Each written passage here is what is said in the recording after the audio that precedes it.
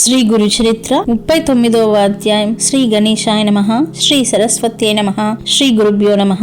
సిద్ధయోగి ఇంకా ఇలా చెప్పారు. గంధర్వపురంలో సోమనాథుడనే సదాచార సంపన్నుడైన వృద్ధ బ్రాహ్మణుడు ఉండేవాడు. అతనిది ఆపస్తంభ శాఖ శౌనక గోత్రం. అతని భార్య గంగాబాకు 60 ఏళ్లు నిండిన సంతతి కలగలేదు. ఆమె నిత్యము శ్రీగురుణ్ణి దర్శించి వారి పాదాలను పూజించి ఆరతిచ్చి సాష్టాంగ నమస్కారం చేసి తిరిగి వస్తుండేది. ఇలా ఆమె కొన్ని సంవత్సరాలు తదేక దీక్షతో చేస్తుండేది. ఒకనాడు స్వామి నవ్వుతూ ఆ మహా ఇల్లాలితో, అమ్మా, ఇన్నాళ్ళుగా మమ్మల్ని సేవిస్తున్నావు, నీ అభీష్టమేమిటో ఎన్నడూ చెప్పలేదే. ఇప్పటికైనా చెబితే గౌరీనాథుని కృప వలన నీ కోరిక నెరవేరుతుంది అన్నారు. ఆమె ఎంతో సంతోషించి దోసిలి యొగ్గి కన్నీరు కారుస్తూ ఇలా చెప్పుకున్నది. స్వామి, కొడుకులు లేని వారికి ఉత్తమ గతులు ఉండవు కదా.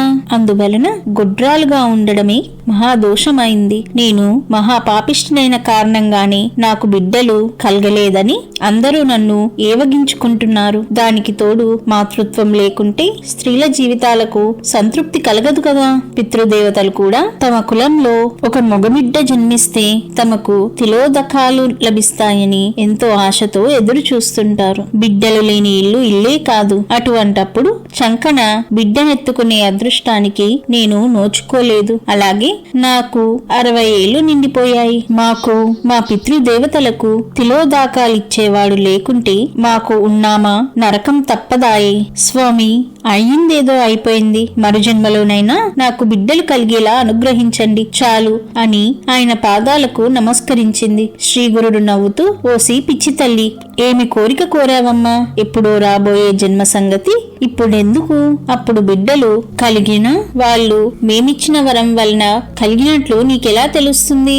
నీవు నిత్యము మమ్మల్ని ఇంత శ్రద్ధగా సేవించినందుకు మాకెంతో సంతోషమైంది. కనుక నీవు కోరినది ఈ జన్మలోని లభించేలా వరమిస్తున్నాను. కొద్ది కాలంలోనే నీకు ఒక కూతురు ఒక కొడుకు కలుగుతారు అని ఆమెను దీవించారు. అప్పుడు గంగాబా తన కొంగును ముడివేసుకొని స్వామికి నమస్కరించి, స్వామి, ఒక మనవి చేసుకుంటాను. నాపై కోపగించవద్దు. నేను బిడ్డల కోసం ఎన్నో తీర్థయాత్రలు చేశాను. పుణ్య తీర్థాలలో స్నానం చేశాను. రావి చెట్టుకు ప్రదక్షిణలు చేస్తే బిడ్డలు కలుగుతారని లోకులు చెప్పింది నమ్మి కనిపించిన రావి చెట్టు కల్లా ఇంతవరకు ప్రదక్షిణలు నమస్కారాలు చేసి చేసి అలసిపోయాను. అలాని నా వయస్సంతా చెల్లిపోయింది. ఇటువంటి నాకు మీ వరమెలా ఫలించగలదా అని ఆలోచనగా ఉన్నది. అలా అని త్రిమూర్తి స్వరూపులైన మీ వాక్కు ఎన్నటికీ వ్యర్థం కాదన్న ధైర్యం లేకపోలేదు. అట్టి విశ్వాసంతోనే ఇలా కొంగును ముడివేసుకున్నాను. ఇంతకు నాకు కలిగిన సందేహం ఇది. నేను వచ్చే జన్మలోనైనా బిడ్డలు కలగాలని కోరుకుంటుంటే మీరు ఇప్పుడే ప్రసాదిస్తామన్నారు. అయినప్పటికీ ఇన్నాళ్లుగా నేను కాళ్ళు నొప్పులు పుట్టేలాగా రావి చెట్లకు ప్రదక్షిణం చేసినందువలన కలిగిన ప్రయోజనమేమిటి అని విన్నవించింది. ఆమె ఆవేదన చూచి నవ్వి శ్రీగురుడు ఇలా చెప్పారు. అమ్మాయి, నీవు చేసిన అశ్వత్థ పూజ వలన నీకెంతో పుణ్యం లభించింది. ఇప్పుడు అవివేకంతో నీవు దాన్ని నిందించి ఆ పుణ్యం కాస్త పోగొట్టుకోకు. నా మాట విని ఇక నుండి ఈ సంగమంలో ఉన్న ఈ రావి చెట్టుకు మాకు కలిపి నిత్యము ప్రదక్షిణ పూజ చేస్తుండు. మేమెప్పుడు అశ్వత్థ వృక్షంలో ఉంటాము. అందువలనే పురాణాలన్నీ దానిని అశ్వత్థ నారాయణుడని కీర్తించాయి. గంగాబా, స్వామి, అట్టి విశ్వాసం నాలో నిలిచేందుకు అశ్వత్థ వృక్షం యొక్క ప్రాశస్త్యం వివరించండి. అప్పుడు తగిన శ్రద్ధాభక్తులతో దీనిని సేవించగలుగుతాను అన్నది.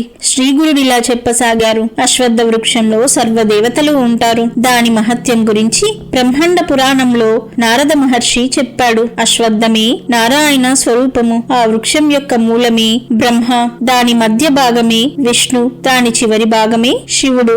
కనుక దానిని పూజిస్తే త్రిమూర్తులను పూజించినట్లే.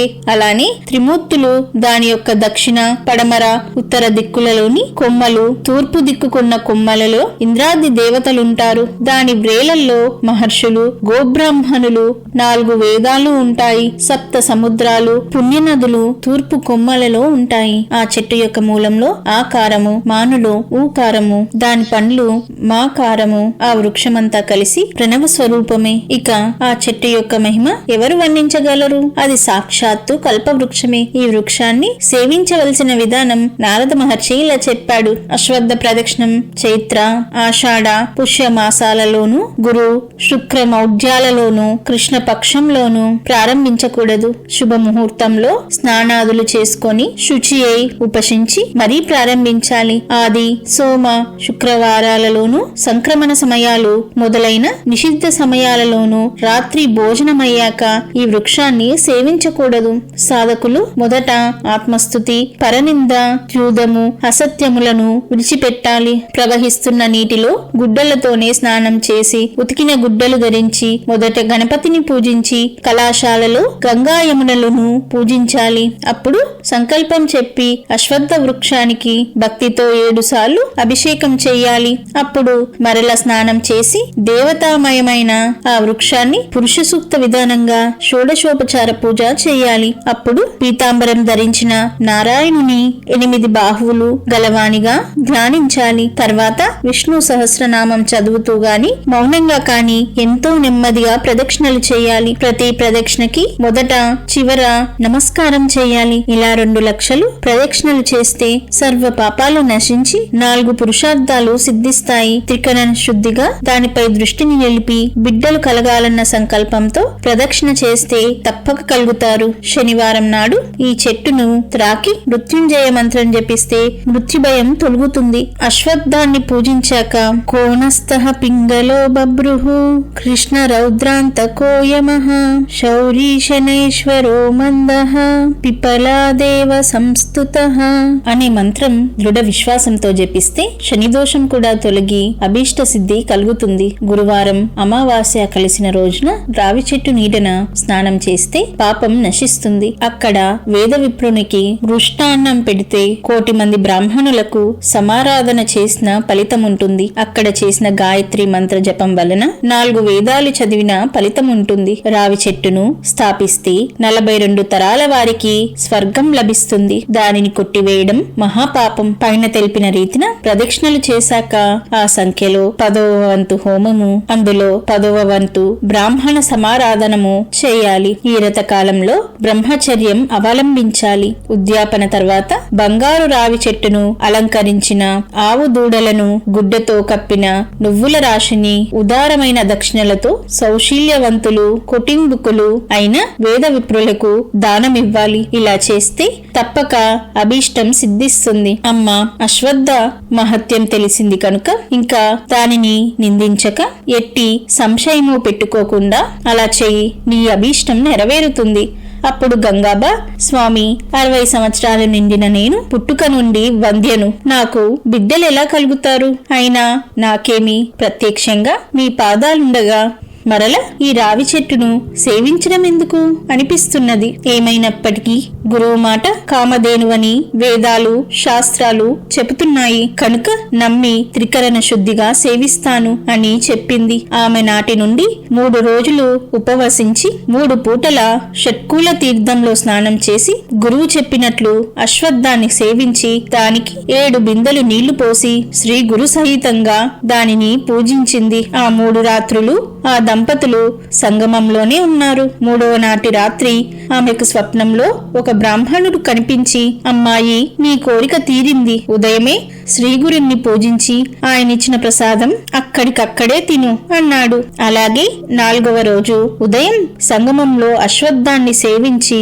ఆ దంపతులు మఠానికి వచ్చారు. ఆమె ప్రదక్షిణం చేసి నమస్కరించగానే శ్రీగురుడు నవ్వి 2 పండ్లు ఆమెకిచ్చి, మీ లక్ష్యం నెరవేరింది, పారాయణ అయ్యాక నీవి పండ్లు తిను, నీకొక కూతురును కొడుకును ఇస్తున్నాము, ఇంటికి వెళ్లి పారాయణ భోజనం చేసి బ్రాహ్మణులకు దానమివ్వు అని చెప్పారు. ఆమె అలానే చేసింది.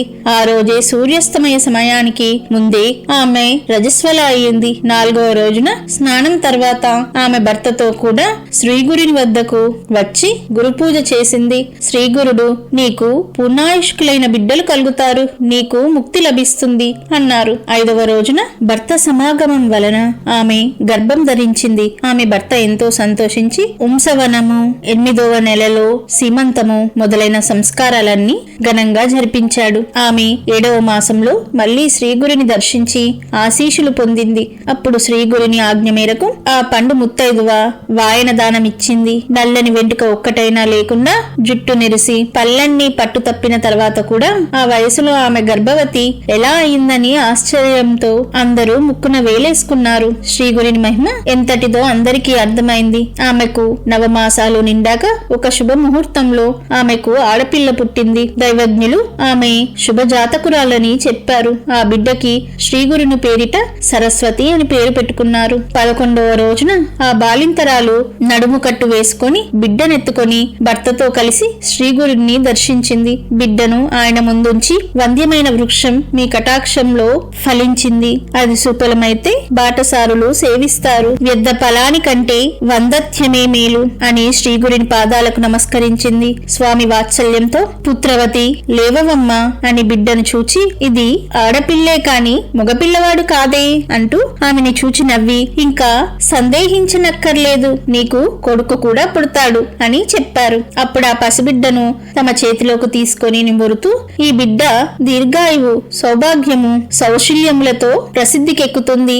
ఆమెకు పుత్ర పౌత్రాభివృద్ధి కలుగుతుంది. ఈమె సౌశల్యం గురించి విని ఈమె దర్శనానికి దక్షిణ దేశం నుండి ఒక రాజు కూడా వస్తాడు. మీకు వేదశాస్త్ర పారంగతుడు, మహా ఐశ్వర్య సంపన్నుడు అల్లుడుగా దొరుకుతాడు. కాని మీకెలాంటి కొడుకు కావాలి? 100 సంవత్సరాలు జీవించే మూర్ఖుడు కావాలా, లేక 30 సంవత్సరాల ఆయుస్సు గల విద్వాంసుడు కావాలా అన్నారు. గంగాబా విద్యావంతుడు, సుగుణాల సంపన్నుడు అయిన కొడుకుని ప్రసాదించండి, అతనికి 5 పిల్లలు కలిగేలా దీవించండి అని చెప్పి స్వామికి నమస్కరించింది. స్వామి తదాస్తు అని ఆమెను దీవించి పంపివేశారు. 1 సంవత్సరంలో ఆమెకు కొడుకు పుట్టాడు.